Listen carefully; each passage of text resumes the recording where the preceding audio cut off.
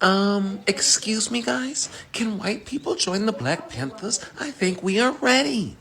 Did you not read the part where it said Black Panthers? Like, are colonizers gonna colonize? Because that's what you guys always wanna fucking do. It's so fucking exhausting.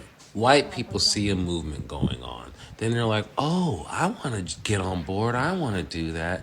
Then they do what they do best, impose their will upon others, and then quickly the movement becomes theirs because they're gonna end up hijacking it. So in the year 2026, once again, we're going to say, white people, you are going to have to fix this on your own. You are not going to be able to join no Black Panthers. You are not going to be able to be part of the black movement because when you guys join these movements, you hijack it. You make it your own. And then not only that, you start patronizing people and be like, oh, you're not educated, are you? Well, let me educate you then. And it's like, we're sick of the bullshit. We see what you do. And quite honestly, I saw what you did with the Palestine movement. So please stay the fuck away from black people movement going forward. Hey everyone, my name is Nobu. Welcome back to my channel. And we dive into social justice issue, politics, and how we can build a more equitable world. Today, I want to talk about a viral video that has been making the rounds on social media. In this clip of a guy breaking down why white people wanna be black partners with some sports on corrections. It is funny on the surface, but it's a hit on deeper stuff that races, allyship, and the legacy of black liberation movement. Let's break it down plainly, because this movement ties right round into ongoing fight against police brutality and systemic racism. Stick around and let's get into it. A lot of folks are out here on white people's heads for wanting to become members of the Black Panther Party, and rightfully so, rightfully so. But there's a bit of misinformation coming with the corrections many of y'all are giving people. The Black Panther Party actually did allow white membership, and that was a problem. Now, I'm not going to dive into in this video, but I will probably sometime tomorrow. But that was a problem. The organizations that did not allow for white membership were SNCC, that's the Student Nonviolent Coordinating Committee, and the BLA, that's the Black Liberation Army, and multiple other formations and organizations of those sorts. The reason these orgs did not allow white membership is because they understood that black people have to close ranks in our struggle. They understood that multiracial alliances were fine when discussing and figuring out tactics, but when it came to developing strategies, objectives, and deciding the principles upon which our struggle would take place, these multiracial alliances and allowing for a multiracial character to be in our organizations would displace black people's interests and black people's needs. In other words, organizations like SNCC and the BLA did not subordinate racial and colonial oppression to class oppression. And because of that refusal and the need to act in alignment with it, they ended up closing ranks internally, which is what black groups and organizations and stuff need to be doing. So the intuition that white people should not be joining black people's organizations that are aimed at forwarding the self-determination of black communities and serving black communities on our own terms, the intuition that white people should not be joining these is completely correct and is rooted in a kind of intuitive understanding of the fact that our organizations need to serve us primarily, right? However, the Black Panther Party did not hold that the same way y'all are thinking they did. And it's important to name that. This is not to disparage the Panthers, right? It's not to say, oh, like start hating on the Panthers or boo-booing on them. No, it's to point to the fact that there is nuance to this conversation that has to be mentioned, lest we end up kind of fetishizing and creating this idealistic image of the Panthers or other groups that does not allow us to learn from their mistakes and to properly analyze the situation and where we need to depart from them where we're at right now. You see what I mean? That's all I'm saying about it right now. I'm gonna get to more of it tomorrow though, for sure. This video features a young black man in his car smiling as he reacts to the white vlogs online wanting to join modern Black Panthers group after they showed up armed with plea to monitor police brutality.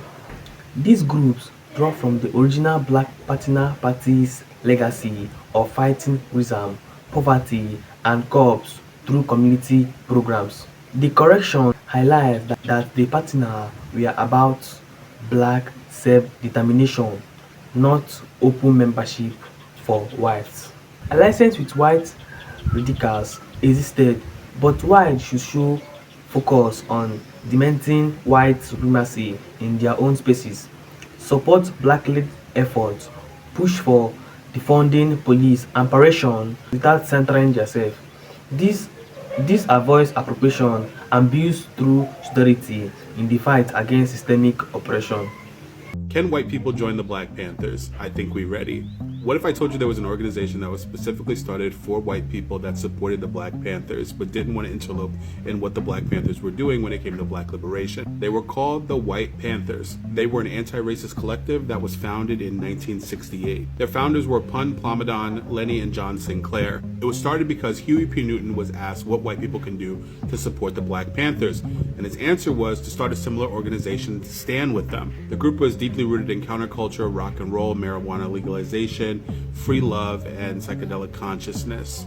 They were based mostly in Detroit, and they had a chapter in Ann Arbor, Michigan, Seattle, and San Francisco. Similar to the Black Panther Party, they had a 10-point manifesto that was rooted in freedom, justice, and the abolition of oppressive systems. They also believed in free food, free land, free education, and free media for all people. Similar to the Black Panthers, the United States government got involved and said that they were conspiring to destroy government property. Two of their leaders, Don Plomidon and John Sinclair, got arrested, and they took their case all the way to the Supreme Court. The Supreme Court ruled that the Fourth Amendment shielded private conversation from surveillance unless a warrant had been granted. Sinclair and Plomidon were freed, but the effects of both imprisonment and the cost of the court cases led to the end of the White Panthers. They later changed their name to the Rainbow People's Party, but were disbanded in 1973. I'm seeing a lot of misinformation going around about the Black Panther Party and white membership, so hopefully I can clear it up.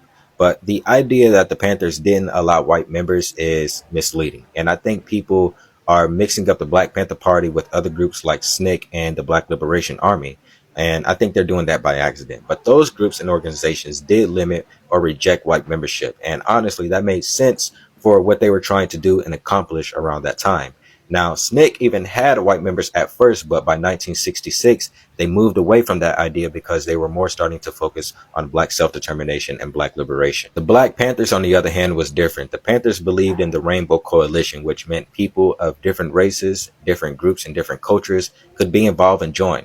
But that didn't mean anyone can just join for vibes. It was about having shared politics and not skin color alone. And I agree with that approach, but with caution. I feel like anyone who wants to work with the Black Panthers needs to be politically serious, very serious. I mean, you can't just show up and say that you're an ally, because it doesn't work like that. You need to be able to understand racism, capitalism, and imperialism. You also need to be educated on slavery, Jim Crow, redlining, segregation, mass incarceration, and how all of that still shapes life today for Black people. You need to be educating yourself, and don't expect Black people to hold your hand and educate you. The Black Panthers also encourage white people to organize their own movements in their own communities with similar values, and then they can come together and work in coalition.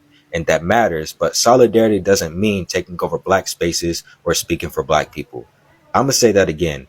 Solidarity doesn't mean taking over Black spaces or speaking for Black people. It means respecting Black leadership and actually following it. So yeah, coalition only works when power is respected and politics are clear. Anything else just recreates the same problems under a new name. Can white people join the Black Panthers? I think we're ready. The whole reason we are in this mess is because white people weren't even ready to vote for a black woman or get rid of the KKK. And here we are, where you all still want to hide behind the bodies of minorities instead of do anything yourself. Men are the only group that still mostly support ISIS, and you know that group is fucking bolstered up by white people. Have you ever read about White Panthers or read a book I'm losing my fucking mind. White people who got excited by seeing Black Panthers on your For You page and thought gee, I want to join the Black Panther Party.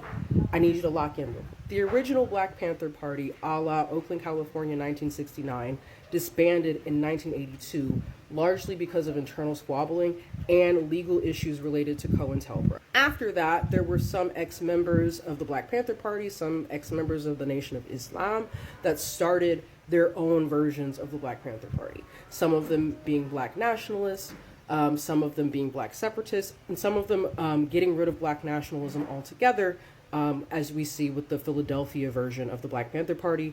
That version was started in 2020 in response to the murder of George Floyd. That movement is effectively using the original Black Panther Party model. And that model also relies on multiracial coalition. The Black Panther Party worked intersectionally with other coalitions to achieve their goal. That means that there were different organizations that might have had different individual priorities that they were working on internally, but they were in ideological alignment and they used supportive praxis to work together, aligning in the fight against white supremacy, against colonialism, against capitalism and classism. Notably, one of the issues that also contributed to the original Black Panther Party disbanding was the lack of addressing of sexism and patriarchy. There were also black feminist organizations like the Combahee River Collective that were formed because of that issue. I think that in and of itself is a powerful lesson that bias can break movement. Instead of focusing on trying to join the Black Panther Party for self-defense in Philadelphia, I think that you need to redirect that energy to implementing the Black Panther Party's 10-point program within your own community. That could look like teaching your community members self-defense and gun safety. That could look like providing political education to your community members. That could look like providing essential needs to sustain the fight. That means providing people with shelter, food, water, medical care, and legal counsel. Identifying and correcting the issues within your own community that contribute to upholding white supremacy, upholding capitalism, upholding classism, upholding the patriarchy. If you start with those things, you can then work towards aligning yourself with and working with other coalitions doing the same. Start inward, start with your community.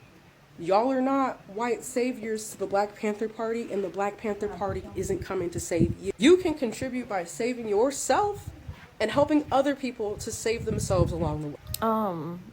What is this about white people wanting to join the Black Panthers? What? No. When I said y'all need to come together and build community, that is not what I meant. I was talking, you need to start from scratch, okay? Build your own version of the Black Panthers for your community, like the Karen clan or something. Well, y'all might want to stay away from clan.